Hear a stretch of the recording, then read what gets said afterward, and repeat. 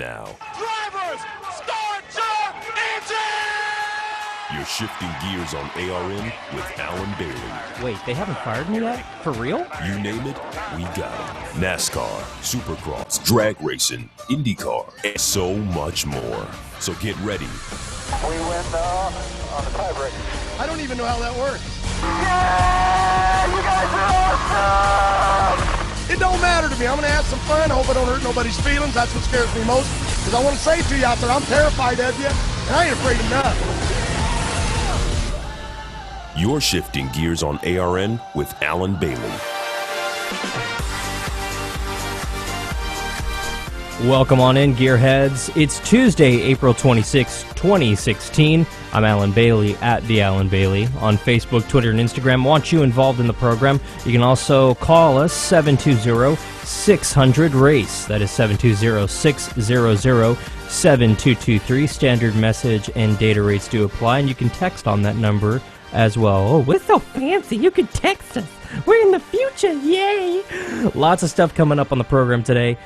In case you didn't notice, there was one heck of an IndyCar race this weekend out in Alabama, out at the Barber Motorsports Park. Yeah, they put on one hell of a show out there. Graham Rahal might actually be the guy that is the most exciting thing in IndyCar right now. He's putting on one heck of a show across the board. Did it again over the weekend, and it didn't exactly turn out well for him, but it wasn't a bad show. Just saying, that was worth the price of admission right there. NASCAR fined Tony Stewart 2 seconds after he came back and announced his return this last weekend at the Richmond International Raceway, which just so happens to be the track that he won his first Cup race on. Very special to him, one of his favorites. And NASCAR and Brian France dropped the hammer and said, "We fine you! We fine you! Money for talking bad about NASCAR!" And then NASCAR kind of went, "Yeah, you know that thing that Tony was complaining about? Yeah, he was kind of right. We're looking into it." And then they announced rule changes correcting what Tony had talked about. So does that mean that he gets the $35K back, NASCAR, or are you guys keeping that? Very, very weird. We're going to hear from Brian France on the Tony Stewart penalty and what exactly Tony said that incurred in that wrath from NASCAR and that penalty. And he's also going to be weighing in on the new rule change. And now NASCAR is saying, "You have to tighten up all 5 lug nuts." Don't know why NASCAR sounds like that this week, but they do for some reason in my head. And now you have to tighten all 5 lug nuts, which is how it's been for literally almost 60 years. But 2 years ago, NASCAR decided, nah, you don't need to do that anymore because we're taking our officials off pit road for safety, quote unquote. And, oh, by the way, that's a bunch of officials we don't have to pay, so we're saving a boatload of money in the process. But it's for safety. I assure you. How many lug nuts you tighten up? That doesn't matter to us. I don't care. Just make sure they don't fall off. You'll be good. You'll be good. And they went ahead and overturned that, but they have no real way of officiating it other than a camera that's on the other side of the racetrack. And Brian's going to weigh in on that one. It should be great. And it raises the question, does Tony Stewart think, well, maybe I need to watch what I say from now on? He'll weigh in on that one. That one will get interesting. We'll take you inside the headset today. Out at Richmond, Carl Edwards did win the Richmond race over the weekend in the Cup Series. Dale Jr. won in his own car for the first time ever, which I had to look up. I didn't believe that it was the first time that he had won in his own car, but it was the first time for Junior Motorsports that Dale Earnhardt Jr. won. That was pretty cool. He won at Richmond in the Xfinity race. Over in Indianapolis at Barber Motorsports, heck of a race out there, man. You could not have asked for a better race. Simon Pagenaud going back-to-back, battle with Graham Rahal for the win right there at the very end. Lap cars got in the way, and unfortunately, it kind of mucked things up right there at the end, but it was still a pretty darn good race. Over in Supercross, Ken Roczen, he's not letting KTM and Ryan Dungey go ahead and wave the championship banner this early. It's been postponed. The championship celebration has been postponed another week as Roczen won over the weekend out in Foxborough. And as they head into this weekend's race out in New Jersey, you got to ask yourself, is Dungey and KTM going to wrap this up and go ahead and sail off into the championship blues in 2016, or is there cracks starting to show over at KTM? We'll talk about it. Brittany Force capping up another victory over this last weekend in the 4-wide nationals. Impressive wins all the way around. with all your winners out there in the 4-wide nationals. Force, Wilkinson, Lyons, and Hines all picking up victories in their respected series in Charlotte. But for Brittany Force, it was her second win, and she kind of extends her point lead in Top Fuel. We'll talk about that, and we'll hear from her and the excitement that she just oozes out. I love it when we get first-time winners and drivers that don't win that often, because everything gets so darn exciting. You can just hear it in their voice. It's awesome. We'll break it down, but let's kick off our hot topics today. Yeah, I should do that actually, huh? Over in NASCAR chairman Brian France went and talked to the media today and yesterday about why he fined Tony Stewart for saying things that they later corrected this week. And on that note, NASCAR did announce that they are mandating that teams must secure all 5 lug nuts on each wheel during the race and all practices, or else. We'll describe what the or else is in a little bit.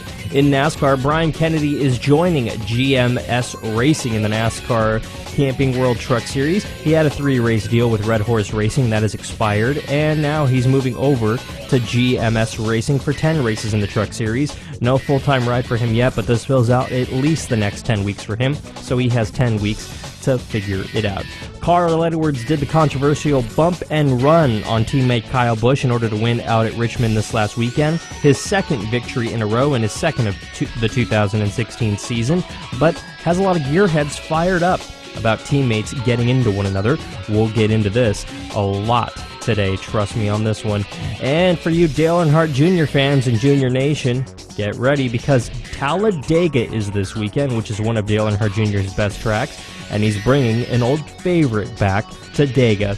Amelia, the car that he took to victory lane there last year and that has performed so well on restrictor plate races in recent years, was repaired from damages sustained in the Daytona 500 in February, and Hendrick Motorsports and Dale Earnhardt Jr. taking that car back to Talladega this weekend. The Teenage Mutant Ninja Turtles are going to be sponsoring a race at Chicagoland, as well as Danica Patrick's number 10 car. They made the announcement today that it will be the Teenage Mutant Ninja Turtles 400 at the Chicagoland Speedway later this year, with Danica Patrick driving the number 10 April O'Neil Teenage Mutant Ninja Turtles number 10 car for Stewart Haas Racing in that race. Bring the kids, they're going to love it. And in drag racing, Brittany Force, Tom Wilkinson, Jason Lyon, and Hines taking the NHRA 4-wide national titles in their respected series. We'll talk about this later on in the program. In IndyCar, Simon Pagenaud is battling with Graham Rahal for the Grand Prix of Alabama victory.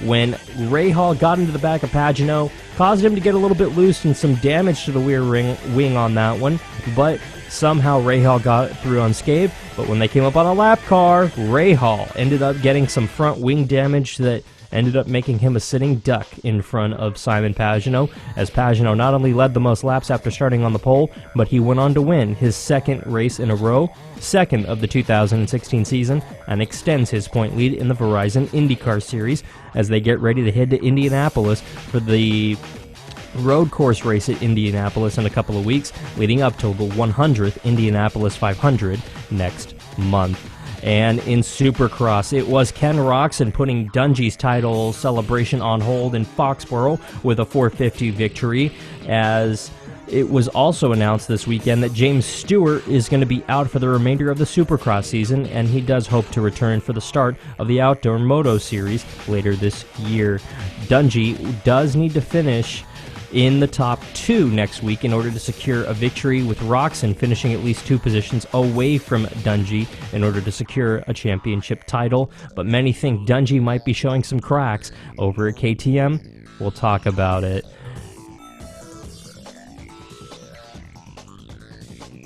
And also in the world of IndyCar, Steven Wilson is honoring his late brother with a very special entry in the 100th Indianapolis 500, as his car will carry a very special paint scheme honoring his brother who died in a crash at the Pocono Raceway just last year. Justin Wilson was a full-time driver as well. From the ARN News Desk, I'm Alan Bailey. That's your Hot Topics presented by NerdgasmPodcast.com. If you're a nerd, or if you just like a good movie or video game, log on to NerdgasmPodcast.com to download the podcast and keep up with everything going on in the nerd culture. Now, it's going to be a really good show, I assure you. There's so many things going on. I seriously can't get over how good that IndyCar race was. That was literally the best racing I think I've seen in the last 2 seasons out of the Verizon IndyCar guys. Not knocking any racing, I'm just saying it literally was that good. We saw, frankly, a very rough race. And when I say that, I mean everybody was driving clean, but they were driving a little dirty at the same time. And even though that is how you want to see it, it was damn exciting. Damn exciting. If you missed it, head over to arnrace.com because all the highlights are up there right now. And I must have watched the highlight reel over and over and over again at least 10 times because it was that thrilling. And we saw that throughout the race, and it's proving that the Verizon IndyCar Series not only can put on a show, but they are putting on a show week in and week out. And I think it kind of leans towards the argument that, hey, maybe, just maybe, we need to stop messing around with these street courses and get on road courses and ovals because that's where we end up seeing the best racing. Street courses don't really produce the good racing like we've seen in the past. We have not seen good racing on street courses this year. You look at what we saw in Long Beach, race was caution-free. The battle was won literally on pit road and in a controversial call as we had a guy come off a pit road a little faster than everybody else. That was the most exciting moment of the race. No, I'm being serious. That was the only exciting part of the race. You look at what we saw this last weekend, we saw cautions early, and no, I don't want to see that. I don't want to see race cars get wrecked. I don't want to see more work for the guys back at the shop at home, but you know what? It bunched up the field, which made for some very tight competitive racing. These guys were rubbing fenders. They were getting into one another. They were getting off the racetrack and then diving it back on, and you look at what happened right there at the very end of the race, or I should say in the closing laps, with Pagenaud and with Ray Hall, you saw 2 guys who really weren't giving up an inch. Both their cars went off the course multiple times. They both got into one another, and both sustained damage to their wings, yet they still managed to keep their cars more or less under control, and it was Simon Pagenaud who ended up having less damage than Ray Hall and ended up taking the victory. That was damn exciting. Why can't we have more races like this? It's very simple. Put them on road courses and actually let them race. Let them do what they do best. Do whatever they can to get around one another because that's what produces great racing. Not follow the leader driving in traffic street course racing. Not a fan. Not a big fan at all. But you look at road course racing, that's where we see the good finishes. That's where we see the side-by-side. That's where you see guys doing the dive bomb passes to get around one another that have you stand up in your seat going, whoa, look at that! Because that's what you want. You don't want these boring follow-the-leader races, and that's not what we saw at Barber Motorsports Park. We saw an amazing race, and I'll be honest, this race definitely raised the bar going into Indianapolis here in a few weeks. It definitely did. And it's going to be an amazing race at Indianapolis for the 100th race. Very historic race, obviously. You're going to have guys doing literally anything in order to win that race. Literally. Anything that it takes to win that race. But the Grand Prix race, the Angie's Grand Prix, that's happening a couple of weeks before the Indianapolis 500 this year, that is going to be an interesting race all unto itself because obviously you want to go in there and you want to have a good race heading into the month of Indy, but you also actually want to win the dang thing, and that's where you start to get a little crazy, but maybe not as crazy like we saw at Barber because you know what? I'm racing in a few weeks in the 100th Indianapolis 500. I don't want to risk hurting myself. I'm going to take it a little easy. That's something that these guys think about. Going to go ahead and step aside here. When we get back, we're going to hear from Brian France on why Tony Stewart was fined the $35,000 for essentially speaking his mind and saying what NASCAR fans and drivers have been thinking for weeks. Tony Stewart is going to reply saying are you going to keep talking your mind and being honest, or are you going to back off what you say? And Brian France is going to weigh in on the rule change that was issued today, mandating that NASCAR Sprint Cup, Xfinity, and NASCAR Camping World Truck Series teams all have to have 5 lug nuts securely fastened on each tire for each pit stop between practice, all the practice sessions, the qualifying sessions, and the race itself for the rest of the year and until further notice. So basically, we're going back to exactly how it's been for almost 60 years. Way to go, Brian France. Taking a step backwards, yet forwards at the same time. You've done it again, you old dog, you. Oh, I love Brian. He's so weird. And backwards, forwards, backwards. Love it. Love it. You heard of the old expression, 2 steps forward, 1 step back? In his case, it's 1 step forward, 2 steps back in order to get everything correct. Way to go, Brian. You've done it again. I truly cannot wait. We'll break it down. Plus, we'll get you inside the headset out at Richmond, taking you to Carl Edwards' victory, what was going through their mindset with the Richmond race and with moving Kyle Busch out of the way and that call and how that transpired. We'll take you inside Indy at the Barber Motorsports Park. We'll get your Supercross analysis from the guys at the Fox Sports 1 booth from Foxborough. And of course, we'll hear from our winner this last weekend, Brittany Force. She's going to be weighing in on what her second top fuel victory means to her. Don't go anywhere, gearheads. You're shifting gears right here on ARN. Take ARN anywhere. Download your favorite ARN programs on iTunes. Keyword search ARN and listen online at arnrace.com. You must have thrown 1,000 pitches teaching him to hit a home run. Spent countless Saturdays running routes so he could learn to hit an open receiver. Endless afternoons teaching him how to hit the three-pointer.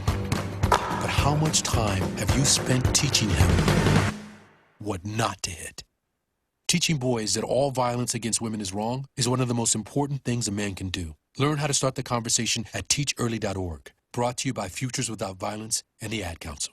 Hi, I'm Jeff Hammond alongside NASCAR driver David Reagan. When it comes to tire safety, nothing is more important than your tire's air pressure. Just like a pit stop, checking your air pressure takes just a few moments. And those few moments will not only keep you and your family safe on the road, it can also help save you money. Properly inflated tires can improve gas mileage, which will save you money at the pump. So be tire smart and make sure your tires are properly inflated. Learn more at betiresmart.org. A message from the Rubber Manufacturers Association. You're shifting gears on ARN. Here's Alan Bailey. So we've talked about the 1 step forward, 2 steps back thing a little bit, and that's kind of what NASCAR and NASCAR chairman Brian France did this last week. Rewind, Wednesday. The show airs every Tuesday. The day after we aired last week, Wednesday, Tony Stewart made, I don't want to say a shocking announcement, but it definitely was earlier than everybody else thought, and that was that Tony was coming back. Early, very early. And it kind of made everybody go, wow, okay, that's cool, honest, awesome, welcome back, Tony. That's kind of what everybody felt. And 2 seconds after that, NASCAR basically said, hey, Tony, you're fined $35,000 for comments that have been detrimental to NASCAR racing and that make us look bad.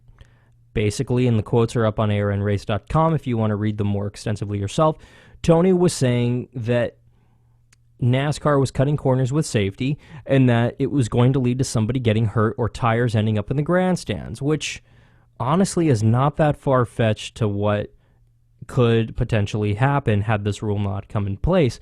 Tony Stewart was on the NASCAR Fox pre-race show, and he was asked, hey, Tony, and at the time of this pre-race show, NASCAR came out and they announced, yeah, we're looking into the tire rule. We're probably going to make an announcement within the next week here about something happening, which led people to believe, well, okay, well, what did Tony say that actually got him fined? We didn't actually get an answer from NASCAR. They just said, well, he said something he shouldn't have, and he's fined. The end. The NASCAR Driver Council stood up and said, we're going to help pay this fine. We think it's unfair, and we think he should be allowed to speak his mind, especially on safety. NASCAR disagreed. And basically, the guys on Fox asked him, hey, Tony, are you going to watch what you're saying now? Did you get an answer as to what was said? And Stewart replied with this. I understand what NASCAR is trying to do, but I'm always going to speak my mind. And I don't know what the key word or key phrase was that got me fined, but when it comes to safety, I'm not going to hold back. That's $35,000 well invested if it makes it safer for guys. And I think they're doing something with making sure we get enough lug nuts on the cars. You just don't want to be in a position where with 20 laps to go and you're leading the race and you haven't won a race and you need that to get in the chase to have to make a decision as a driver whether to come in or whether to ride it out and hope it stays. I mean, that's not a good position for us to be in, but I think some of the people at NASCAR took it the wrong way. They've done an awesome job with safety, and this is one thing that we still need to look at. So it wasn't saying they're not doing their job. I just felt like this was one thing they dropped the ball on. So they're doing a good job. They're looking at it. They're going to address it and make it right. And, down the road, we won't have to worry about this again, hopefully. In a perfect world, no. But, yeah, we did. And basically, Monday morning, NASCAR chairman Brian France spoke on the media on several radio shows, in particular NASCAR Sirius XM satellite radio, and said this about why Tony Stewart was fined. Well, Tony's comments alluded to the fact that we didn't care about safety and that we weren't talking to them, and we were having policies, i.e. the lug nuts, that allowed bad things to happen. And, number one, he's part of the driver council. He's an owner as well. So he has a direct line to express those views, which he did not do. And sort of every other driver, to always tell us, and we listen very carefully because their opinions are very important, and so, and when you imply that NASCAR doesn't care about safety, you can expect a reaction from us. And by the way, we get good feedback, and we make a lot of decisions based on, on these communication lines that are open to us. So you're right, and this is part of it. It's always part of sports, right? How things go and what things happen and whatever else. We're just going to deal with it and try to get back to racing. I agree. We should try to get back to racing, but Brian, let me tell you, in every other sport, let's take Deflategate, for example, which flared up again this week thanks to the U.S. Supreme Court. If Tom Brady decides that he's going to lower the air pressure in the ball, worst case scenario, he throws it into the crowd and it hurts 1-2 people and bump on the head. Nothing bad. It's not going to drastically affect multiple lives. If a tire comes off during a race, then potentially that tire could go into the catch fence, which you've already proven you have a horrible track record with keeping your catch fence together and race cars and equipment and debris out of the grandstands and out of people's faces. There's multiple lawsuits and multiple checks that you've written because of that very issue. And you've also proven that cars, when they get together, you could potentially hurt people on the racetrack, the drivers themselves. Why did it take Tony Stewart to stand up to you and go, you need to fix this in order to get something done? I truly do not understand. I'm truly asking, why did this take it? I mean, what happened? What was the big change that Tony Stewart came out and said this right after he made headlines? Brian, drivers were telling you this. Drivers were saying, I don't feel right. I don't feel like this is safe. They were saying that in the media weeks leading up to this. The fact that Tony Stewart said it, I think, made him a scapegoat for you guys. You said this and you kind of went, let's get Tony Stewart. Because multiple drivers pre and post race were making these very similar comments on this. And guess what? No action was taken. The fact of the matter is, NASCAR says, well, we're moving forward with technology and technological advances, and that's why we no longer have our 43 NASCAR officials on pit road. It's safety. It's safer to not have them on pit road. Yeah, but guess what? If you put up 43 cameras, A, somebody's got to put those up, but B, that's 43 less paychecks you have to pay every single week. You're priding yourself on the fact that you took 43 jobs away. And you can feed me well, we gave them better jobs in the office. That's a little horse poo. It's a lie. You didn't. You fired 43 people who now have to look for work elsewhere to support their families. And yes, I'm not going to sit here and say it's a bad thing to get people off pit road. That's a great thing. To have people not jump in front of moving race cars and try to be around moving race cars. That's a great thing. That's a great thing for safety. However, the fact of the matter is, this was a cost-cutting measure from NASCAR. This was not a safety measure. And NASCAR put up 43 cameras on the other side of the racetrack that supposedly have excellent zoom in order to look at all these cars, and yet you really can't tell if all the lug nuts are on. The only reason that we know that not all 5 lug nuts have been going on most of these race cars for the last few weeks is simply because Fox Sports took cameramen down there and stuck cameras in the actual wheel wells and saw, only 4 lug nuts are glued on. That's interesting. And then when we look on the Fox cameras, we see, only 4 lug nuts are being tightened. That's interesting. And then guess what? The Fox guys on the Fox broadcast interviewed these guys and talked to the crew members and to the crew chiefs, and they said, yeah, we're only putting 4 on. It saves us a second, a pit stop almost. So yeah, we're going to do that. And then when we started seeing pit stops in the 11-second and the 10-second range, NASCAR didn't bat an eye. They went, yeah, that's cool.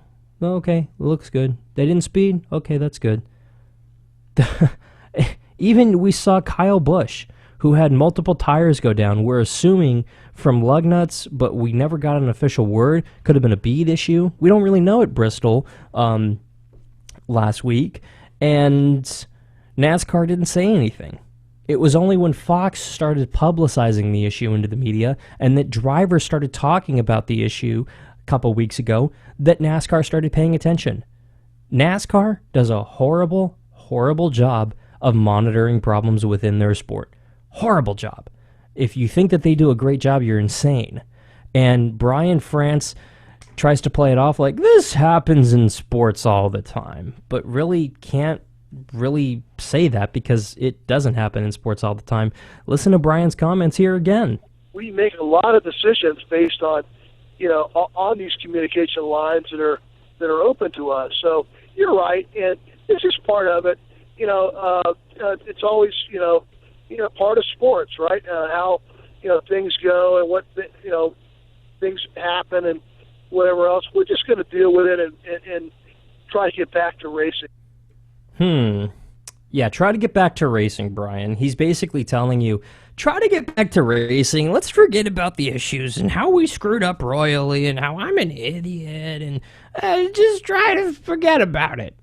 In their statement that they issued today, they said that it's now mandatory that all teams have all 5 lug nuts on each tire securely fastened at all times, and they will penalize anybody who comes in and is missing a lug nut, or anybody who finishes a race and is missing a lug nut. They'll penalize them.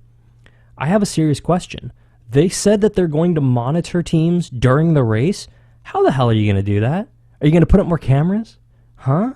Because I got to tell you, you put cameras up on the racetrack that look at the right side of the vehicle. What about the left side? Did you put up another 43 cameras on the other side of the car, looking at that side of the car, the left side of the car, Brian? Or did you guys just forget about that? Or do you want us to forget about it and go back to racing? Which is code for, shut up, please buy tickets to the race because our ratings have been dropping literally every single week, every single race for the past 4 years. But please buy tickets and keep watching, and please keep giving me money so I can afford my extravagant lifestyle. Brian France is literally Tommy Boy. Literally. Rich guy who his family created a great company with a great product, and he somehow shat the bed with it. And guess what? Ratings are at the lowest point they've ever been. Don't kid yourself. Attendance hasn't been this low since the 60s and 70s. Don't kid yourself. And the racing product, yes, it's getting better every week. It continues to get better, and it's arguably probably the best it's been in years. But I got to tell you, not that many people are watching. That's an issue. Brian France continued on, talking about safety. Yes, let's divert the problem back to safety and how NASCAR is doing something good. Yes, listen to Brian France and his comments here. Well, there's all kinds of things that the teams are obligated to get right. With their individual cars. They range from getting the steering wheel right where it doesn't come off to all kinds of things.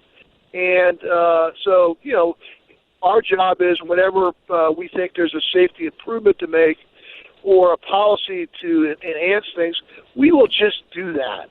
And it's as simple as that. There's not a controversial thing. Our whole, system is based on, safe and competitive racing. So it doesn't really matter in respect to, what comes our way. If we can make an adjustment to make things safer, we just simply will. We obviously have a lot of technology now with our camera technology in every pit stall, right down to, very, very careful and close-up shots. We can monitor that. And then we obviously have a deterrent system of making, of putting penalties in place that, that will deal with somebody who, gets out of, and most of the time, infractions like this are going to be inadvertent. They're not going to be done purposely most of the time. And so we'll take all that into consideration, and we'll just get the policy and the rule right where, where safety is always, at the forefront. Same way we do it with all other aspects of the car that comes, from, race competition on into post-race inspection. And there are all kinds of things where the car has to conform to, different height levels, spoiler heights, etc. And when things are altered, we have to deal with that. And so there's no difference in that. And I know that, there's always when rules either evolve or they sort of, get better and smarter, there's all kinds of questions about what it means. And what you're hearing is, just how close and tight competition is across the board. And that's why the crew chiefs, rightfully so, are, they're worried about every millisecond. They're worried about they don't want to get one of these, phase penalties or P penalties, understandably so. And they're just trying to get it right, and we're trying to get it right. And by the way, we will. And we have for 60 years, and we will always sort out, especially when it comes to safety. You can mark that down, that we will get to the right place as fast as we can. That's job one for us. So that was Brian France, NASCAR chairman, on SiriusXM NASCAR radio earlier today. And I guess congratulations, Brian. You and NASCAR got it right. After having it right for nearly 60 years, you took a step backwards 2 years ago. You took a step forwards in your own mind, which was really a step backwards in safety and concern for not only the drivers and your safety personnel, but also the fans. And you finally decided, yeah, you know what, we're going to go ahead and fix our screw up. So congratulations on screwing up royally 2 years ago and finally just now coming to your senses after a driver called you out. Even though other drivers had reached out to you through your system of people telling you what's wrong and what's not, and even though multiple people said you should fix this in the media, and other drivers said it after the race, but one driver who just so happens to be one that's getting a lot of media attention right now because he's retiring, says something, and you decide, ooh, maybe we better do something. Let's fine him just to show him we need business. Yeah, that's what we'll do. That's what happened. And then a few days later, NASCAR announces a major rule change, after they've cashed the check from Tony Stewart for the fine, fixing what he was saying that they needed to fix. Am I in the Twilight Zone or something here? I swear I am. It makes no sense to me. It's totally backwards and upside down. Of course, that's kind of Brian Francis' mentality for life, and that's kind of his motto, so I shouldn't really be surprised. Yet I am for some reason. Go figure. All right, we'll go ahead and step aside here. I'm going to try to make sense of everything that's going on in the world and take a good long look at my life. When we get back, we're going to continue to go inside. We'll actually go inside the headset when we get back, and we'll take an inside look at Indycar and what happened out at Barber Motorsports Park. Some good racing that actually does have safety in mind. That series does. We'll also hear from Brittany Force, and we'll also hear from the guys in the Fox Sports 1 booth and about everything that happened out at Supercross, out at Foxborough, the first time that they've been out in Gillette Stadium this last weekend, and it produced one heck of a show. So do yourself a favor. Don't go anywhere. You're shifting gears right here on ARN. Sick of bad race coverage or not at all from those other networks? Make ARN your one and only for all things motorsports. ARN, the Motorsports Authority. It's the Nerdgasm Podcast. I want to point this out, though. I think Kylo's getting you're getting a bad rep, Kylo, because he stopped a laser blast midair. He can suck thoughts out of your mind. Yep. He doesn't fear anybody. Yep. Takes a laser blast from Chewie's weapon. Yep. Not afraid to show his face. Approaches his enemies often. Fights while bleeding out in the freezing cold. Oh, yeah. And he's labeled a crybaby. All right. How is he labeled a crybaby? The internet has labeled him a crybaby. You know what? Oh, my gosh. I'm not the internet. I don't know. Kylo took a lightsaber to the face. He did. And he just gave the death stare. He wasn't crying. That was blood dripping down his face. Those weren't tears. That was blood, dude. Exactly. And if you want to claim that it were tears, then it was clearly the snow all over his face. Now we can set the record straight. All right. So, Kylo, no cry baby. Download new episodes of the Nerdgasm Podcast every Friday on nerdgasmpodcast.com, on iTunes, and now available on Stitcher.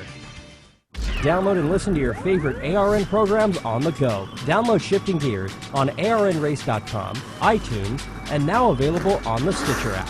ARN, the Motorsports Authority. You're shifting gears on ARN. Here's Alan Bailey. Shifting gears out of the NASCAR community for like at least 2, 3, 5, 10 minutes. Please, please, please. Let's talk about some actual great racing that we saw this last weekend. We saw phenomenal racing out at Barber Motorsports Park this last weekend with the Verizon IndyCar Series. And if you don't think that we did, you need to go back and watch the highlights that are in IndyCar, that are on arnrace.com.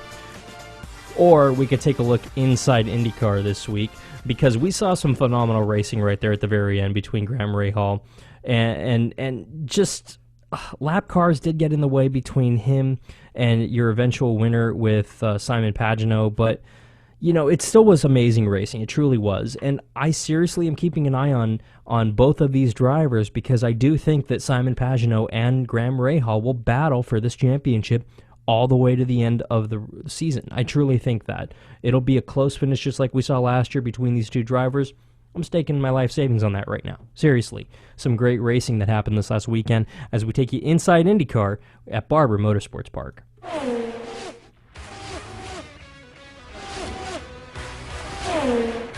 An unforgettable battle for the lead and lap traffic made the 7th Honda Grand Prix of Alabama the early season favorite for Race of the Year. I'm Nick Yeoman from IndyCar Radio as we take a look back at the highlights from Barber Motorsports Park.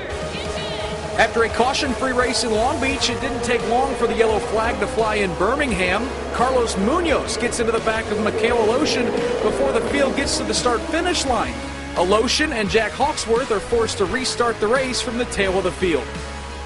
After a second failed attempt, the field raced into turn number 1 to start, but problems quickly for Takuma Sato as he gets off course. Moments later, issues for the front of the field as Sebastian Bourdais drives into turn number 5 too hard and gets into the back of Scott Dixon, sending the defending series champ spinning. Dixon was a perfect 6 for 6 on appearing on the Barber podium. That streak ended, but he did rebound to finish 10th. Bourdais, meanwhile, would pit for a new nose and serve a drive-through penalty for avoidable contact. Turns 5 and 6 at Barber Motorsports Park once again proved to be one of the most exciting corners on the Indycar circuit.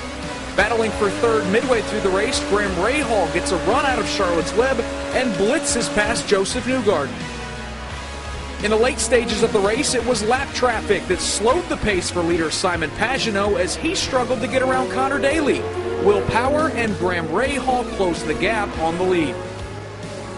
With the final round of pit stops approaching, Team Penske elected to send second-place running Will Power in first. A long pit stop, though, took Power out of contention as he had to settle for fourth. Great pit stops and more lap traffic set up an incredible battle for the lead between Graham Rahal and Simon Pagenaud.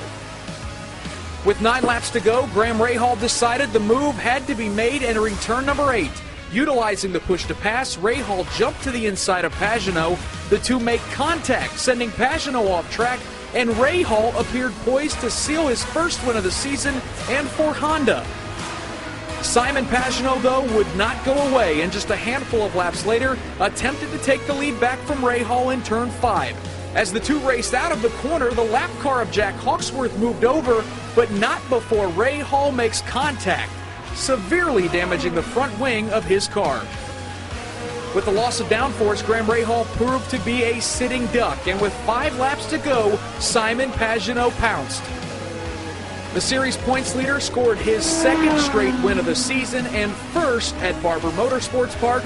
Graham Rahal limped home to second. Joseph Newgarden finished third, Will Power was fourth, and the drive of the day was from Juan Montoya, racing from 21st to 5th. Next up, it's off to the corner of 16th in Georgetown for the Angie's List Grand Prix of Indianapolis on May 14th to kick off the festivities for the May 29th running of the 100th Indianapolis 500. I'm going to be perfectly honest. I forgot about Juan Montoya's drive. I seriously did. You were watching the leader so much, you kind of almost forgot about it, but that was a very respectable drive that he had on Sunday. Seriously. It was an amazing race. It truly was. This makes up for the bad race that we saw down in Long Beach, and if you say it was a good race, you're smoking crack. I'm sorry, but you might be. You look at the point standings right now, Simon Pagenaud leading Scott Dixon by about 48 points right now. He's up he's up over Juan Pablo Montoya, who's third. Helio Castroneves is fourth. Tony Kanaan fifth. Graham Rahal is sixth. And I truly am keeping an eye on Rahal because Rahal is 88 points back. And yes, that seems like a lot, but you know what? There's still a lot of racing to go in the season. And I do think that he's a guy to watch in this championship standings. I'm just saying. He's the guy who I think really is going to show us something here at the very end. But damn. I mean, I seriously can't get over that amazing racing that we saw, and a lot of you did agree. At the Alan Bailey, Facebook, Twitter, Instagram. You can also use the hashtags ARNRace or Shifting Gears in order to get in on this conversation, where you can send me stuff like, I should have known how, I wouldn't know how the race was. Some idiot decided to put Indy on cable channel and take it off ABC. There goes half the fan base. I'll admit this, and that was from Scott Folks. Yeah, I'll admit this. That's an issue for IndyCar. That's a big issue for IndyCar. And NASCAR has a very similar issue, and so does Supercross, admittingly, and pretty much every other form of racing. We're not the main show. We aren't. Football is still the big moneymaker. Baseball is occasionally, and basketball is when the playoffs are on. In NASCAR, IndyCar, drag racing, Supercross, we're not big moneymakers, unfortunately. That's something we have to come to realize. Only big races do that, but everything's moving in a good direction. A majority of NASCAR races are on networks like Fox. You look at Supercross, they have traditionally been on Fox Sports 1, a cable sports channel, but they moved over to Fox for 2 races this year. First time ever that's happened. That series is growing. You look at what's happening with drag racing. They moved from a network that frankly didn't care about them to a network that does care about racing and understands its importance with Fox Sports 1. And even though we do see a majority of the races on FS1, we do see a few on Fox live. That's something that other cable channels and other channels have never done. That's something that we're moving in the right direction. And IndyCar has been about 50-50 on ABC or on NBC Sports Network, and that's something that I think is getting better. They're putting more races on ABC, and that's something that's moving forward. Is it where it needs to be? No, not 100%, but it's moving in a better direction. This little paragraph came from Matt Lambertson on Facebook. The best race of the year so far by a large margin. Finally, an actual battle for the lead with successful passes, rather than the follow-the-leader arrow wash feats that we've been having lately. The Pagenaud-Rahal battle is exactly what makes me an IndyCar fan. And we've been far too little of these since the arrow kits appeared. Even a lot of the action was still caused by the arrow wash via the back marker holding up the lead car, making him vulnerable. At this point, I'll take whatever we can get. It was also extremely gratifying to see Race Control let the leaders race even though they were beating each other up. I also was afraid we would be handing out penalties like candy over autocorrects from last week's controversy, which also really didn't deserve penalties because the blended lines was placed just to make the rejoin traffic more dangerous than the Pagenaud, Dixon, etc. looked. Matt, thank you. I agree with you. To be perfectly honest, when I was watching that race, I was sitting there going, Race Control's going to ruin this. Oh, Race Control, don't say anything, don't say anything, don't say anything. And then we actually got through the whole race, and it was like, holy crap. Were they blind? Or were they watching that with the same amount of excitement and anticipation we were? That was awesome. And it was. I've never seen Race Control go, let that amount of racing go untouched. That was perfect. And neither driver or team got out of that going, damn, why didn't Race Control call this? They got out going, oh man, I could have done something better. Oh man, that lap car was in the way. And yeah, that was the only thing that kind of ruined it all a little bit, but it was damn exciting. It was damn good racing, and man, I'd pay just to watch that over and over and over again. Seriously. It was damn good. And yeah, and I mean, I guess you agreed with my rant from last week, man, so thank you for that one. This one coming from Thunderbuggy. I'm not a big IndyCar fan. I recently deceased I really dissent. That's not the right word, but okay. Descent the cookie cutter track. However, the running of the Grand Prix of Alabama was excellent. Tremendous competition with lots of track passing. I can't say that I watched my favorite IndyCar driver do well in the race. Not that that has anything to do with my opinion, but this was an outstanding performance. I agree. We need more of these races every year for IndyCar and for our racing for that matter, because it truly was breathtaking stuff that really kept you on the edge of your seat that you loved. And don't tell me you didn't. It was phenomenal racing. And we definitely need more of this in the world. And you know what's also really good? As much as this is going to anger a lot of you Confederate flag wielding Americans, quote unquote, Brittany Force picking up her second victory in Top Fuel. Yeah, huge win for the for Miss Force there, and she got out of the car, and you could just tell, maybe, just maybe, there's a little bit of her father in her after all. Oh my gosh, I can't believe we're here. You know, this whole four wide is definitely tricky. You pull up there and all you're thinking about is what lane you're in, lane two, and you can't be thinking like that because then you're not going to react right. So you can't overthink it, and we got here. And I have to thank Alan Johnson and my crew chief Brian Houston. It was them and the Monster Energy team. We thrashed to get up here.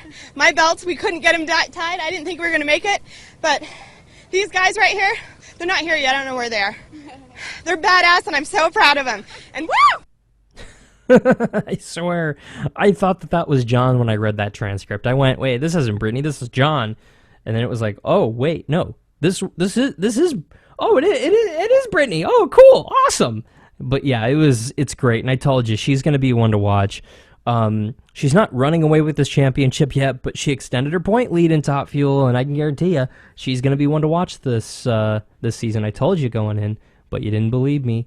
Now, we're going to head to break, but as we head to break, let's do this. Let's actually take you under the headset as we go to break, just so you can listen to what Carl Edwards went through in order to pick up the victory this last weekend out at Richmond with that bump and run on his teammate. Ooh, controversy. Ooh, you're shifting gears on ARN. Welcome to the 3/4 mile Richmond International Raceway. Mother Nature interfered with the schedule of activities yesterday. The speeds from that first practice session determined the starting spot for the race here this afternoon. JGR dominated last fall, so we thought we had good notes, and we unloaded practice, and I didn't think we were that good. You know, we were one of the first cars on track, so we posted a good lap time to qualify, but once we got to race trim, I didn't think we were very good. So we made several changes this morning, kind of rebuilt this Xfinity Toyota Camry. This afternoon, the NASCAR Sprint Cup Series teams ready to go 400 laps, 300 miles in the Toyota Owners 400. The three-time champ Tony Stewart in his swan song season returns to the scene of his first career win and looking for his first win in nearly 3 years. Hey, but you know, this place's going to change a lot. Keep talking to me all race long like you've been doing. We'll stay on top of it for you. All right, 10-4. Yeah, we'll just keep doing what we've been doing, Dave. Pleasure to work with you, man. Back at you, man. It's almost too much fun.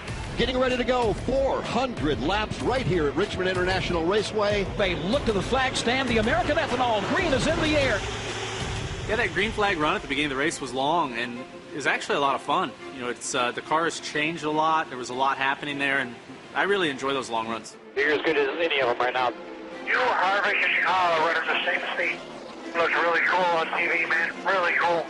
We came to Richmond with a lot of momentum, a lot of confidence. You notice who's running first, second, and third? No surprise. The Gibbs Toyotas. I truly believe I have the best teammates in the business. These guys are as good as anyone. I feel like they're the best drivers in the garage. Well, I think just give. I think we're strong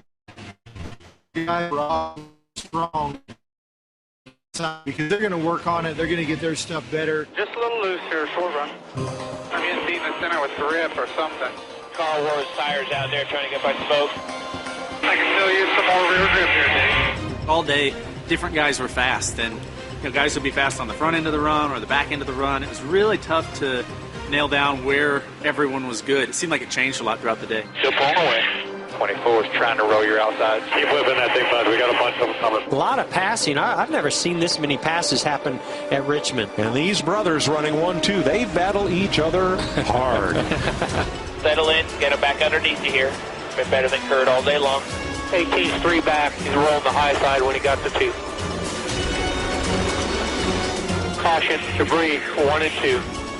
Bring it to me when it's open. Temp's good. Manage it for me. Nice race off pit road. Kurt Busch beats brother Kyle. Shot, boys. Sometimes you get a long run and everybody just settles in and it just gets longer and longer. And then once you get everybody back together, it's like, chaos ensues. So I don't know what caused that. Kyle's been down behind us. Super spun out. 3 wide and spinning goes the 93. Spinner right there in front of you. Right there, you see him. And we're right back to caution. Damn it. Man, a cold Busch beer or an ice cream sandwich, it looks really good right about now. Yeah, the restarts definitely changed the race. It's a much different mindset. You have to regroup. Everybody catches up. Everybody gets to adjust their car. Everybody gets a break. That caution flag pit stop was definitely something Kurt Busch did not want to see. He came in first, came out 5th. You're doing a great job, man. The only car that can restart on the outside so far has been used, so I'd say we got this. Hit your bar. Go get him. Coming to the green. Everybody set them up, pick them apart now.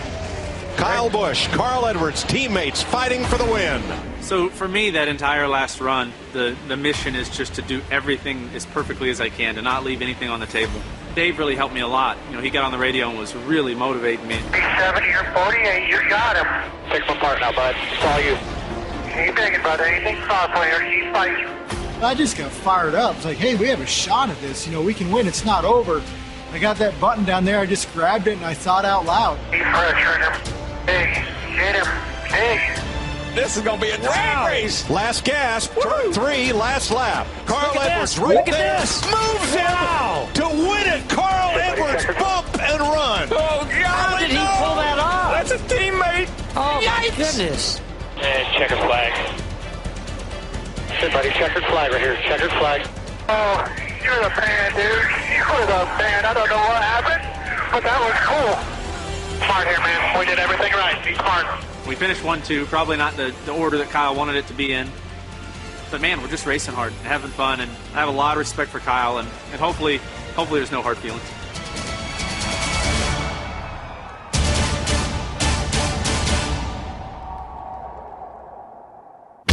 Sick of bad race coverage or none at all from those other networks?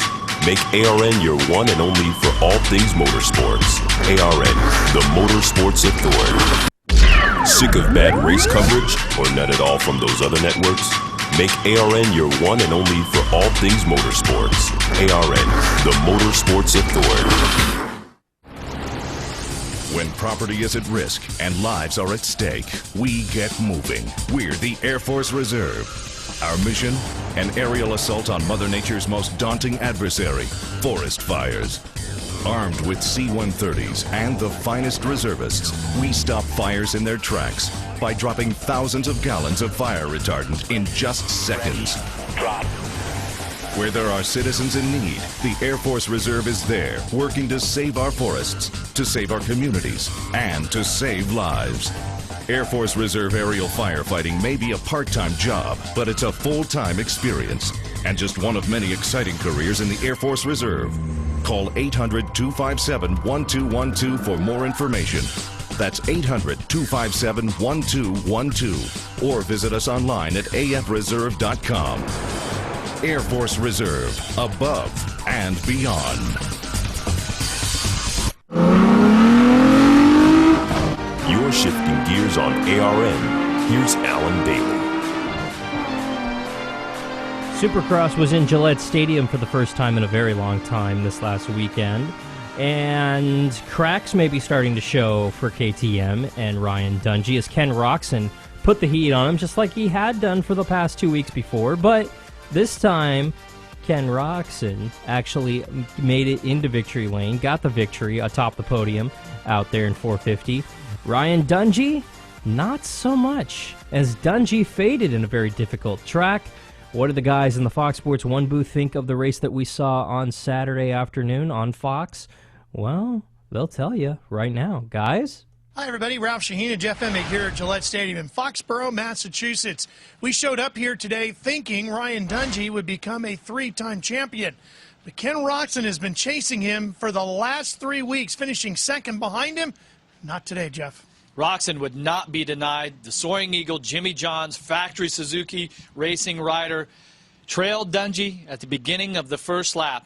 1 and 2 in points, 1 and 2 on the track. Roczen completely attacked.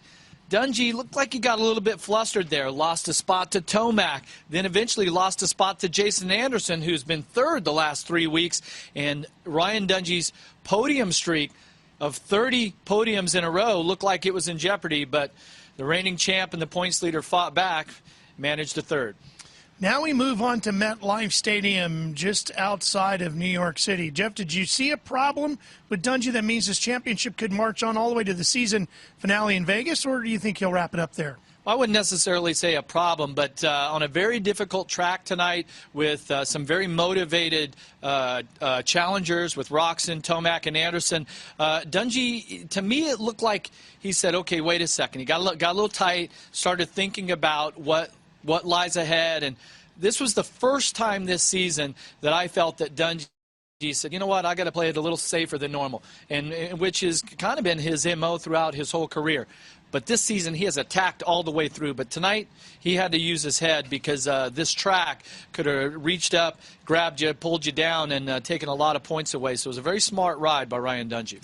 Next week, we move to MetLife Stadium, East Rutherford, New Jersey, home of the New York Jets and Giants. You'll see it live on FS1, 7 p.m. Eastern. Join us then. Thanks, guys. Look forward to it. And I don't necessarily think that this is going to drag out past this weekend. I think Dungey, frankly, has been too consistent, too good. So unless there's a mechanical failure or unless he gets into something that's of his not of his doing, I think that he's going to wrap up the championship this weekend in New Jersey. I do. I don't think it's going to the following week in Vegas. I really don't. I'm sorry. But you could definitely see he's definitely riding a little smarter, thinking his moves out a little bit thoroughly, and he's definitely going, maybe I don't need to push myself 110% every lap. And this championship is more or less in the bag at this point. I just got to ride at this point, man. I got to just relax and take it easy. I got this. And you can definitely see that in him. That's going to do it for this edition of Shifting Gears. Big weekend ahead, triple header weekend. The NHRA Mellow Yellow Drag Racing Series taking to Houston Sunday afternoon on Fox Sports 1. You could watch the finals. Supercross heading to New Jersey Saturday evening on Fox Sports 1. Also NASCAR, the Xfinity Series at Talladega on Sunday on Fox. The Cup Series racing at Talladega Sunday afternoon on Fox as well. Going to be a great weekend of racing. Keep an eye on Amelia. I have a feeling. For everybody here at the American Racing Network and Shifting Gears, I'm Alan Bailey. We'll see you at the track.